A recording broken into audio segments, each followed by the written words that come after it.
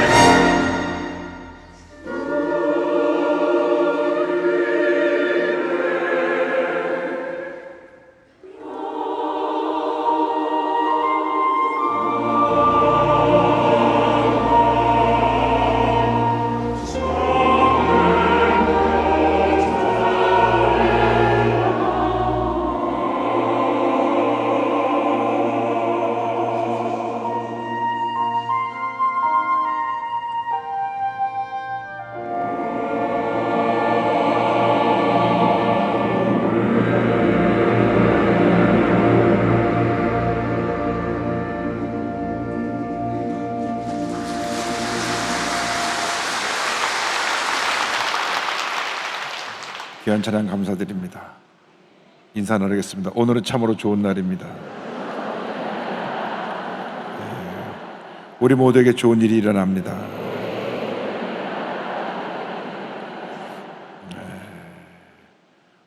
오늘은 로마서 6장 12절 이하의 말씀을 가지고 의에 종된 은혜로 로마서 강해를 계속 진행해 나가겠습니다. 로마서의 큰 두 주제는 하나는 죄라고 하는 것이고 하나는 은혜라고 하는 것입니다. 모든 인간이 죄에서 자유로울 수가 없습니다. 죄 가운데 태어나서 죄 가운데 살다가 죄 가운데 죽어가는 것이 우리 인간의 운명입니다. 그런데 예수님께서 오셔서 십자가에서 구원 사역을 완성하심으로 하나님의 은혜로 말미암아 우리에게 구원의 길이 열렸습니다. 죄의 종으로 살던 우리가 이제는 하나님의 자녀로 사는 큰 은혜 가운데 들어오게 된 것입니다. 그래서 우리 예수 믿는 사람들은 늘 주님의 은혜에 감사해야 되고 은혜에 거하면서 주님의 영광을 위해 살아가는 우리 모두가 되어야 할 것입니다. 오늘 6장 12절 이하에 먼저 말씀하고 있는 것은 이제 죄가 우리를 주장하지 못하게 하라는 것입니다. 6장 12절을 다 같이 보겠습니다. 그러므로 너희는 죄가 너희 죽을 몸을 지배하지 못하게 하여 몸의 사역에 순종하지 말고. 여기서 사도 바울이 계속 강조하고 있는 것은 죄가 우리 육신을 주장하지 못하게 하라. 영적으로 우리는 예수를 믿을 때 옛사람이 십자가에 못에 박혀서 죽음으로 말미암아 신분이 바뀌었습니다. 죄의 종으로 살던 우리가 하나님의 자녀로 신분이 바뀌어진 것입니다. 그러나 실제적으로 우리의 삶을 보면 아직도 육신을 입고 있는 동안에는 죄성이 우리 삶 가운데 머물러 있습니다. 그래서 우리는 내 안에 자리 잡고 있는 옛사람의 모습과 싸워야 되는 것입니다. 내 힘으로 싸우는 것이 아니라 예수 믿을 때 내게 임하신 성령의 은혜로 옛사람의 모습과 싸워서 날마다 우리가 주의 은혜 가운데 거하는 삶을 살아야 됩니다. 그리고 우리 자신을 하나님께 드리는 삶을 살아야 합니다. 13절입니다. 다 같이 보겠습니다. 또한 너희 지체를 불의의 무기로 죄에게 내주지 말고 오직 너희 자신을 죽은 자 가운데서 다시 살아난 자같이 하나님께 드리며 너희 지체를 의의 무기로 하나님께 드리라. 그래서 우리가 예수 믿고 난 다음 우리의 신앙 자세는 소극적으로 내 안에 머물고 있는 죄의 문제를 다루는 것이 아니라 이제는 적극적인 신앙 자세로 옛사람과 싸우면서 우리 자신을 전체 주 앞에 드리는 삶을 살아야 된다. 우리의 영과 혼과 육, 내 삶 전체를 주 앞에 드리는 삶을 살아갈 것을 강력히 권고하고 있고, 로마서 12장에 가서 이제 교리편이 실천편으로 옮겨지면 어떻게 살아야 될 것인가, 로마서 12장 1절에 이렇게 권면합니다. 그러므로 형제들아, 내가 하나님의 모든 자비하심으로 너희를 권하노니 너희 몸을 하나님이 기뻐하시는 거룩한 산제물로 드리라. 이는 너희가 드릴 영적 예배니라. 그러니까 우리가 예수 믿고 구원받은 자답게 살기 위해서는 옛사람의 정욕을 물리치고 우리 삶이 하나님께 드려지는 삶을 살아야 되는데, 이제는 내 삶 자체가 주 앞에 드려지는 산 제물이 되고 그것이 바로 하나님께 드리는 영적 예배가 되어야 된다고 성경은 말씀하고 있는 것입니다. 무엇보다도 우리는 늘 우리 자신이 은혜 가운데 있는 자임을 확인해야 됩니다. 로마서 6장 14절입니다. 죄가 너희를 주장하지 못하리니 이는 너희가 법 아래 있지 아니하고 은혜 아래 있음이라. 이제는 율법 아래에서 늘 우리의 죄를 지적받던 그런 삶이 아니라 이제는 은혜 가운데 있으면서 우리는 죄에서 해방된 하나님의 자녀라는 것을 깨닫고 예사랑과 싸워 승리하며 하나님의 영광을 위해 살아가는 우리 모두가 되어야 합니다. 우리는 은혜 안에 사는 것입니다. 은혜 가운데 사는 것입니다. 예수를 믿고 나서도 그 하나님의 은혜를 깨닫지 못하고 부정적이고 입을 열면 늘 원망과 불평을 하고 옛사람의 모습으로 살아가고 있다고 하면 출애굽했으나 아직 가나안의 땅에 들어가지 못하고 광야에서 40년을 도는 이스라엘 백성과 다를 것이 아무것도 없습니다. 그들은 그 놀라운 은혜로 430년 동안 애굽에서 종살이 하다가 해방되었는데 마지막 10번째 재앙이 6월절 어린 양의 피를 통하여서 이스라엘 백성은 구원을 받고 모든 애굽의 첫 태생 바로 왕의 장자로부터 시작해서 모든 애굽 사람들의 가축의 수컷 첫 태생까지 다 죽임을 당한 그 6월절 어린 양의 기적을 체험하고 저들이 해방받아 약속의 땅 가나안으로 가게 되었는데, 이 어린 양의 피는 바로 십자가에서 온 인류의 죄를 짊어지고 돌아가신 예수 그리스도의 그 피의 희생을 상징하는 것인데,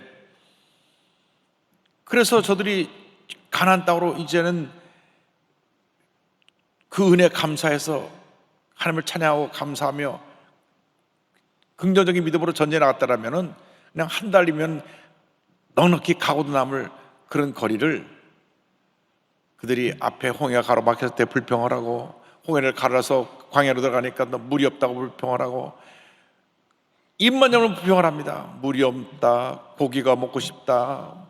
하여간 저들이 광야에서 계속해서 옛사람에 머물러 있었기 때문에 그들이 그 옛사람의 모습을 해결하지 못해서 광야에서 돌고 또 돌고 또 돌고 또 돌다가 다 죽고, 여호수아 갈렙을 제외한 모든 20세 이상의 장녀들이 다 죽고 그 자녀들만 가나안 땅에 들어가게 된 것입니다.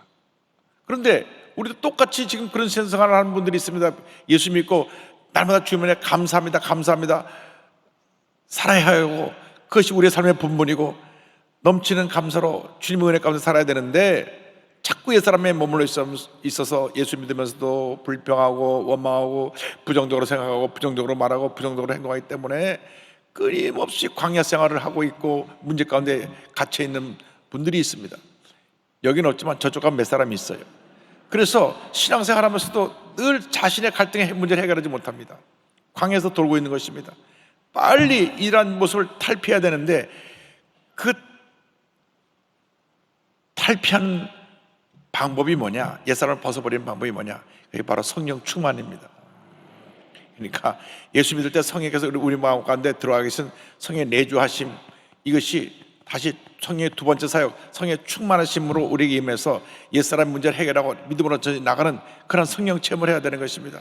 그래서 우리가 성령 세례 받고 방언을 말해야 된다고 말씀드리는 것은 구원의 두 번째 사역, 성령 충만의 사역을 통해서 우리가 이 옛사람의 모습을 이기기 위해서 반드시 성령 충만 받아서 이제는 죄의 종에서 완전히 해방되어 의의 자녀로 살아가는 우리 모두가 되어야 합니다. 그래서 죄의 종에서 해방되어 의의 종이 될 것을 이제 15절 이하에 말씀하고 있습니다. 자, 15절 보겠습니다. 그런즉 어찌하리요? 우리가 법 아래 있지 아니하고 은혜 아래 있으니 죄를 지으리요? 그럴 수 없느니라. 이미 우리는 은혜 아래에 있는 자인 것입니다. 이미 이스라엘 백성이 출애굽한 것입니다. 과거에서 떠난 것입니다. 그런데도 마음은 그대로 과거에 머물러 있기 때문에 그들이 입만 열면 불평하는 것입니다. 그러니까 예수 믿으면서도 주인이 둘이에요. 옛사람이 한편에서 나 주인 역할하고 있고, 새 사람이 또 내 삶의 주인 역할하고 있으니까 내가 어느 쪽을 따르느냐에 따라서 성령으로 충만하지 못해서 옛사람을 따라가면 죄의 종이 되는 것이고, 성령 충만해서 옛사람 모습을 벗어버리면 의의 종이 되는 것이고, 그래서 이게 내 안에서 두 주인을 섬기고 있는 내 자신이 갈등하는 것입니다. 그래서 신앙생활이 예수 믿는 날부터 하나라 갈 때까지 갈등이라 그랬는데, 성령 충만을 받아서 이 갈등의 구조를 벗어나야 되는 것입니다. 성령 충만 받아서 하나님의 은혜법을 따라 살아가는 우리 모두가 되어야 하는 것입니다. 우리가 무엇에 순종하고 있느냐? 16절 다 같이 보겠습니다. 너희 자신을 종으로 내어주어 누구에게 순종하든지 그 순종함을 받는 자의 종이 되는 줄 너희가 알지 못하느냐? 혹은 죄의 종으로 사망에 이르고 혹은 순종의 종으로 의에 이르느니라. 어느 것을 따르냐? 죄를 따라가면 결국 우리에게는 사망이라고 하는 결과가 기다리고 있고, 우리가 의를 따라가면 영생이라는 결과가 우리를 기다리고 있는데, 우리는 의의 종의 신분을 바뀐 모습으로 살아가서 하나님 영광을 돌리는 우리 모두가 되어야 합니다. 17절 18절 다시 설명합니다. 하나님께 감사하리로다. 너희가 본래 죄의 종이더니 너에게 전하여 준 바 교훈의 본을 마음으로 순종하여 죄로부터 해방되어 의에게 종이 되었느니라. 원래 죄의 종이었는데 이 복음의 본질을 담은 이 교훈을 믿음으로 받아들여서 의의 종이 되었다는 것을 강조합니다. 이것을 사도 바울이 계속해서 또 강조하는 이유는 그만큼 우리가 죄성이 강하고 그만큼 우리가 옛사람의 모습에 머물리는 사람이 많기 때문에 사도 바울이 계속해서 강조하고 있는 것입니다. 예수를 믿어도 늘 성령으로 충만하지 않으면 다시 또 죄의 종의 노릇을 하고 옛사람의 모습으로 돌아갈 수 있는 우리 연약성을 알고 있기 때문에 늘 사도 바울이 이것을 우리에게 강조해서 설명하고 있습니다.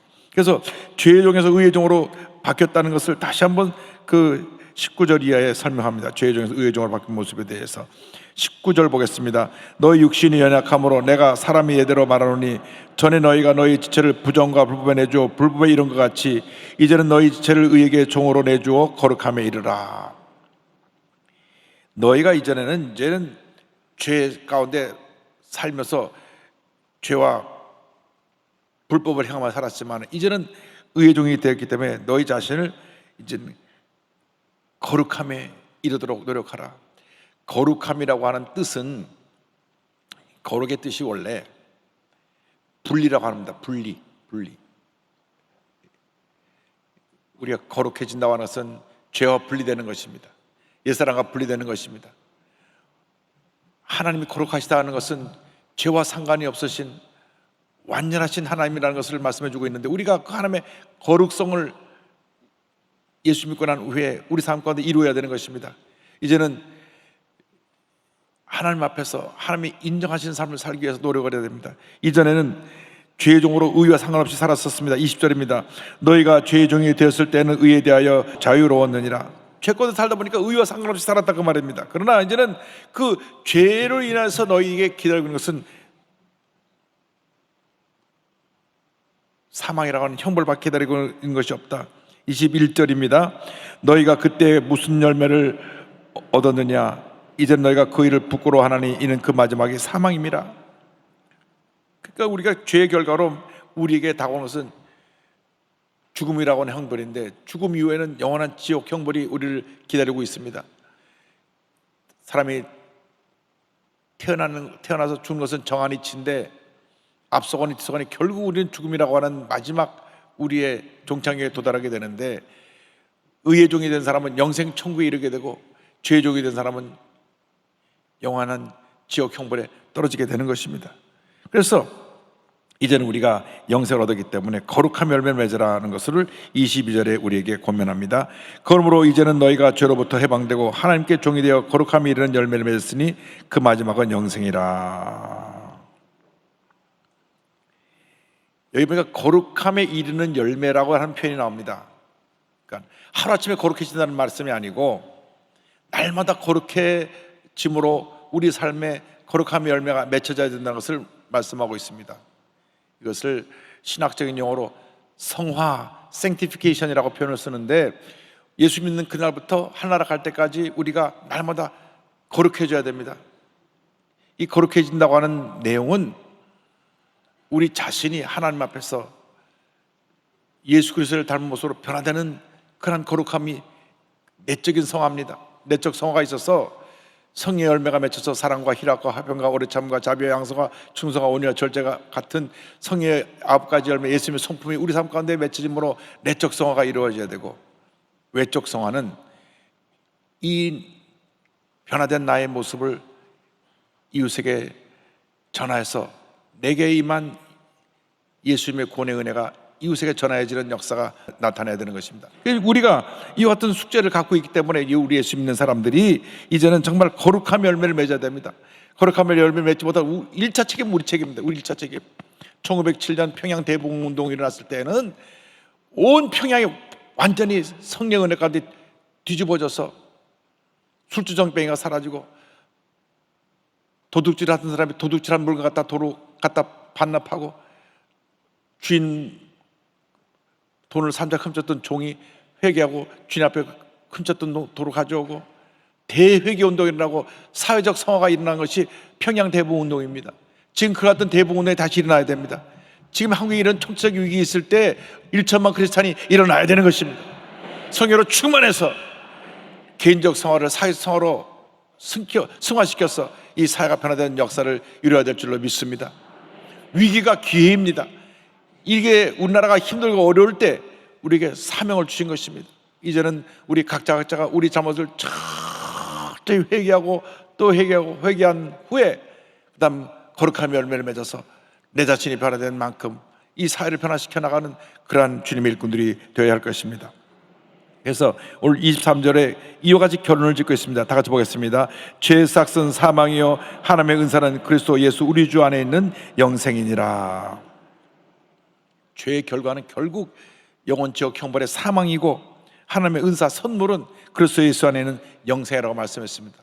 우리가 예수를 믿을 때 우리 삶 가운데 이미 영생이 주어진 것입니다. 조의 영원한 생명이 주어진 것입니다. 요한복음 3장 16절 그 예수를 믿기만 하면 우리에게 주신다는 그 영생의 축복을 이미 우리는 다 받은 것입니다.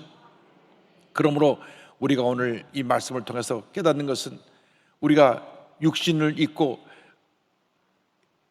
아직도 옛사람의 잔재가 내 몸에 남아있지만은 성령 충만함 받아서 이 옛사람의 모습을 정복하고 의의 열매, 거룩한 열매 맺어서 개인적 성화를 이루고 개인적 성화를 이루는 우리 모두가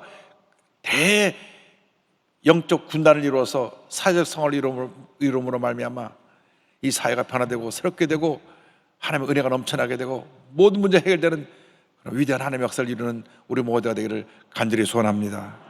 기도하겠습니다. 사랑과 은혜와 자비가 원하신 하나님 아버지, 오늘 말씀을 통하여 죄의 종과 의의 종에 대해서 확실하게 깨닫게 하시는 은혜를 감사드립니다. 우리가 한 번뿐인 인생 살면서 예수 믿고 하나님의 자녀가 되어서 죄의 종에서 의의 종이 되고 하나님의 자녀가 되었는데 아직도 옛사람의 모습에 머물러 있는 저들의 모습을 용서하여 주시고 철저히 회개하고 성령 충만받아 거룩함이 이르는 열매를 맺게 하여 주옵소서. 감사하고 예수님의 이름으로 기도 올리옵나이다. 아멘. 몸이 아파오신 분은 아픈 자리에 손을 치고 문제와 손을 가신 분은 가슴에 손을 얹고 기도합니다. 사랑과 은혜와 자비가 무한하신 하나님 아버지, 주의 말씀에 의지하여 손을 얹고 기도하오니 주님 안수하여 주옵소서. 병든 자에게 손 얹은 나으리라고 말씀하셨으므로 주님의 이 시간 안수하여 주시옵소서. 나사렛 예수 그리스도의 이름으로 말하니 모든 질병은 떠나갈지어다. 머리끝부터 발까지 각 개인과 가정에서 모든 질병은 떠나가라. 심한 두통, 불면증, 우울증, 노려제, 각종 정신질환은 물러갈지어다. 눈과 코와 입과 귀와 목에 질병은 떠나갈지어다. 어깨, 척추, 허리, 관절염이 물러갈지어다. 심장병, 위장병이 떠나갈지어다. 고혈압, 당뇨가 물러갈지어다. 악성 종양과 암은 떠나가라. 피부병, 난치병, 불임증은 물러갈지어다. 자녀를 위한 기도가 응답될지어다. 각 가정의 모든 기도 제목들이 응답될지어다. 직장과 사업에 하나님의 은혜와 축복이 임할지어다. 모든 기도 제목이 주의 가운데 응답될지어다. 기도하고 구한 받은 줄로 믿어라. 감사하고 예수님 이름으로 기도 올리옵나이다. 아멘.